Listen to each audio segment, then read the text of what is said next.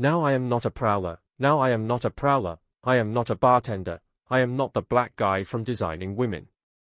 But we never had a period where we were really hostile towards one another. When we split up, it was painful, and it was very difficult.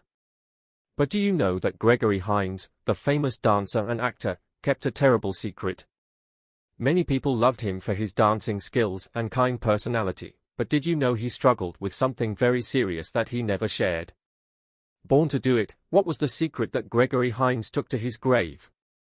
How did it affect his life and career? Let's dive into the shocking truth behind this mystery. Even though the decision wasn't the king of tap dancing, mine to become a dancer, ultimately I made the decision to stay with it. Greg Hines was born on February 14, 1946, in New York City. He grew up in Washington Heights near Harlem. He was the second child of his parents, Alma and Maurice Hines Sr. His father was a musician and even played semi-pro baseball. Gregory's grandmother, Ora Hines, danced at the famous Cotton Club in the 1920s. I began dancing at 3. My parents gave my brother and me dance lessons like parents give their children piano or violin, just something, I think, to round us out. Gregory always said he couldn't remember a time when he wasn't dancing. He and his older brother Maurice started young. Maurice was 5 years old, and Gregory was only 3 when they began tap dancing.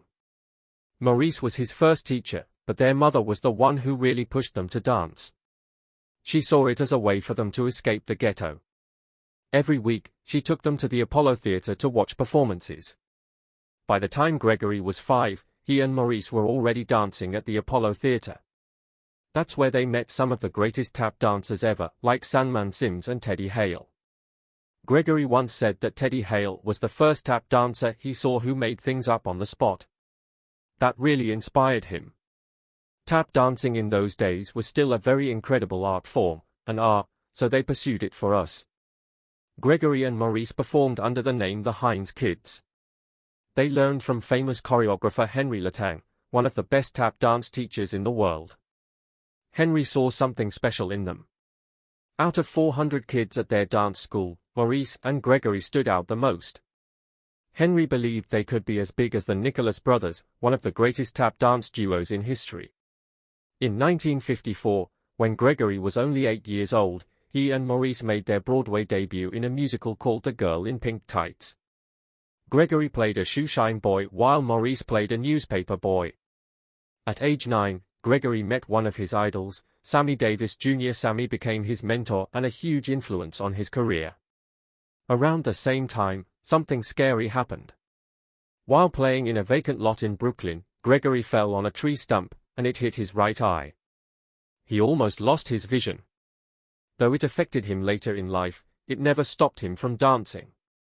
Funny enough, Sammy Davis Jr. also lost one of his eyes, so Gregory felt a strange connection to him. He faced racism at a young age. I will always think of it as a place where I was able to grow up. I was able to learn a lot of things about myself. Gregory's journey was not always easy. He faced racism, family struggles, and the challenges of the entertainment business. When Gregory was about 11 years old, he had his first experience with racism. He was traveling with a musical group in Miami, Florida. Now, Gregory and his family were. Gregory was from up north where things were different. One day, he went to get some water and saw 2 water fountains, one labeled for whites and the other for colored. Being a kid from the north, he thought, colored, meant the water was actually colored like juice or soda. So he went to drink from the white-only fountain, but before he could take a sip, 20 black cast members stopped him. They had to teach him about the South and how things worked there. That was the first time he truly understood racism. As teenagers, Gregory and his brother Maurice became known as the Hines brothers. Their father, who had been staying at home, decided to teach himself the drums. By 1963, he joined their act. And they changed their name to Hines, and Dad. With their new act, they toured all over the world. They opened for big stars like Lionel Hampton and Gypsy Rose Lee. They were so good that other acts didn't want to perform after them because they couldn't compete. Even the legendary Ella Fitzgerald asked them to open for her. Even though Gregory was performing, his heart wasn't really in it. He was still young and wanted to hang out with his friends, play football, and spend time with his girlfriend. He even dreamed of becoming a football player, but he stayed in show business to support his family. In 1968, Gregory married a dance therapist named Patricia Panella, and they had a daughter named Doria. Around that time, Gregory and Maurice were so popular that they were about to get their own TV show. This was before the Jeffersons, and they would have been the first black family with a TV series. But the people in charge said audiences wouldn't believe a black family on television. Can you imagine? That was a missed opportunity for history. After performing together for 10 years, Gregory and Maurice split up. They were constantly arguing, and Gregory had had enough. He was tired of the long hours, the endless traveling, and the money problems. Plus, he had developed a cocaine addiction, and it was taking a toll on him. Maurice, on the other hand, wanted to focus more on theater and acting, so they went their separate ways. He had a fallout with his brother because all their scenes in the movie were never scripted. They knew how to work together. Gregory always loved music, that was his passion. But things didn't go as planned. He had a falling out with Maurice, and they stopped talking for years. If they saw each other, they would just walk past without saying a word. That beef was serious. At the same time, his marriage was falling apart. When he heard the song Neither One of Us by Gladys Knight and the Pips, he broke down in tears. He knew his marriage was over, and he was leaving his wife and family. In 1973, Gregory and his wife divorced. After that, he moved to Venice, California. In California, he changed a lot. He grew his hair long, started smoking pot, drank a lot, and lived like a hippie. He also started a jazz rock band called Severance. He wrote songs, sang, and played the guitar, but making money wasn't easy. He took small jobs, worked in restaurants, and even became a karate instructor. One person who helped him was Bill Cosby. Bill loaned Gregory $5,000 to get back on his feet. Eventually, Gregory got married again to a woman named Pamela Costello, but his music career wasn't taking off. He wrote songs, but no one wanted to record them. Warner Brothers even turned him down. He was struggling. Broke and his wife had to take care of him. Gregory decided to move back to New York. He wanted a better job and to be closer to his daughter from his first marriage. Once he got back, he made peace with his brother Maurice. Maurice helped him get a role in a play called The Last Minstrel Show, where Gregory tap danced and played drums.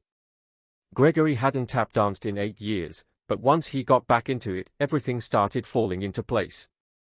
In 1979, he landed a role in the Broadway play U.B. That was a big break for him. He was even nominated for a Tony Award for Best Featured Actor in a Musical. That same year, he and Maurice appeared on Sesame Street, teaching kids about near and far. Things kept getting better, acting and dancing, but a lot of their scenes got removed. One of the most emotional parts of that movie was the argument between the two brothers. That scene wasn't just acting, it was real. Gregory and Maurice had actually split up in real life before filming, and that fight scene brought up all those real emotions. When the director said cut, they were still crying. Their parents were on set watching, and they were crying too. It was truly art imitating life. In 1986, he co-starred with Billy Crystal in Running Scared, a cop movie that was a huge hit. Gregory even won an NAACP Image Award for Outstanding Lead Actor. It was his first time as a lead actor in a major movie, and it was the same for Billy Crystal too. Gregory once said in an interview that he preferred taking roles originally written for white actors because they had more depth and variety. Now, tap dancers think of this as like the Renaissance period. It's happening, but it's still a real struggle for tap dancers to make a living. Tap dancing is happening now. Back in the 70s, Gregory Hines had big dreams. During his hippie days, he had a band and wrote songs, but no one gave him a chance. His journey took a big turn in 1985 when he met Luther Vandross, the legendary R&B singer. Gregory was just doing his thing when Luther saw him performing on a rerun of Saturday Night Live. Luther was impressed by Gregory's voice and reached out to him, saying he wanted to produce for him. This meeting changed everything for Gregory. He started working with Luther Vandross, and they released a duet called There's Nothing Better Than Love, which became a big hit. It even hit #1 on the Billboard R&B charts. The song was on Luther's fifth album, Give Me the Reason, which had other amazing tracks like Stop to Love and So Amazing. Gregory's voice was a big part of that album's success. Luther also helped Gregory sign a record deal with Epic Records. In 1986, Gregory released his only album, which was self-titled. You should check it out if you haven't heard it yet. Gregory's career wasn't just about music. In 1988, he starred in a movie called Off Limits, where he played a military detective in Saigon, Vietnam. At first, the director wasn't sure if Gregory could handle the role because he'd never seen him in an action-packed movie, but Gregory proved them wrong, beating out actor Carl Weathers for the role. The next year, in 1989, Gregory starred in the classic movie Tap alongside Sammy Davis Jr., Savion Glover, and Suzanne Douglas. The movie Tap brought many true artists together. Sandman Sims, Bunny Briggs, and Harold Nicholas were in it, and it was Sammy Davis Jr.'s last picture. It was a movie about tap dancing, and Gregory was a mentor to young Savion Glover, who was just 14 years old at the time. Gregory said that Savion was one of the best tap dancers ever, even better than he was himself. The movie also featured some legendary tap dancers like Bunny Briggs, Sandman Sims, and the Nicholas brothers. In 1989, Gregory Hines created and hosted Gregory Hines Tap Dance in America, a PBS special celebrating tap dancing. He brought together veteran dancers and new talent to showcase the art form. Gregory loved tap dancing and fought to ensure it was remembered. He even helped create National Tap Dance Day, celebrated every year on May 25, which is also the birthday of the famous tap dancer Bill Bojangles Robinson. Gregory was also involved in many tap dance organizations and worked to keep the tap dancing tradition alive. He was on the board of directors for the Manhattan Tap, the Jazz Tap Ensemble, and the American Tap Dance Foundation. Gregory always looked up to Sammy Davis Jr., and in 1990, when Sammy passed away, Gregory was deeply emotional. At Sammy's funeral, Gregory kissed his tap shoes in honor of his mentor. It was clear that Sammy had a big impact on Gregory's life and career. Gregory's career kept going strong.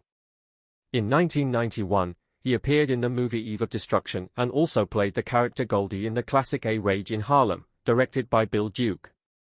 Some people compared A Rage in Harlem to Harlem Nights, but Gregory's fans loved it just the same. In 1992, Gregory Hines won a Tony Award for Best Actor in a Musical for playing Jelly Roll Morton. He even won another major award, the Drama Desk Award, for Outstanding Actor in a Musical.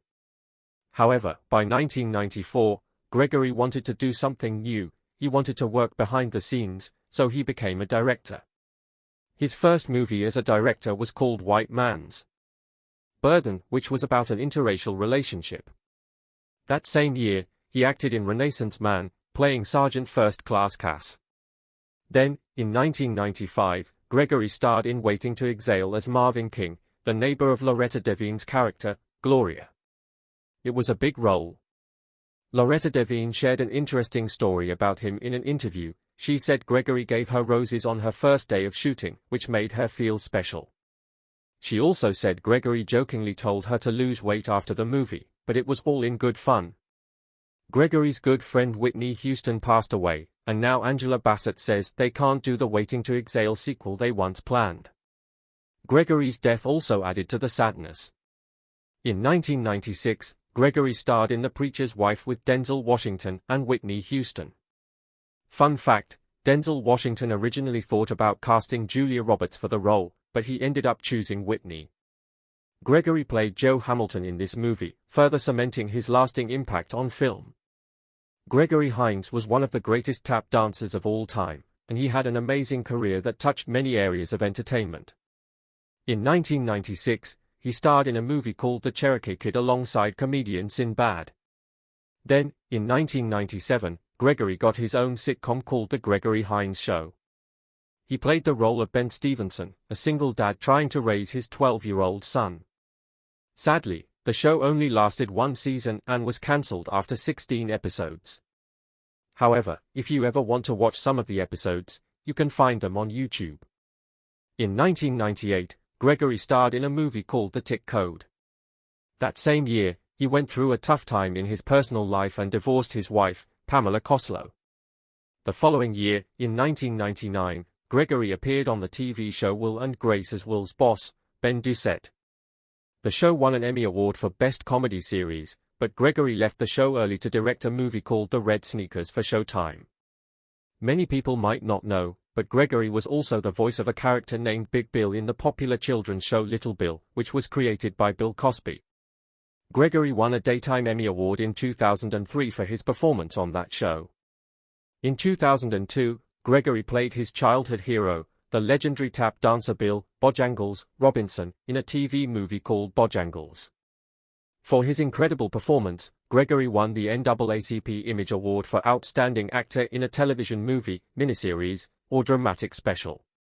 He also co-hosted the 56th Annual Tony Awards with Bernadette Peters that same year.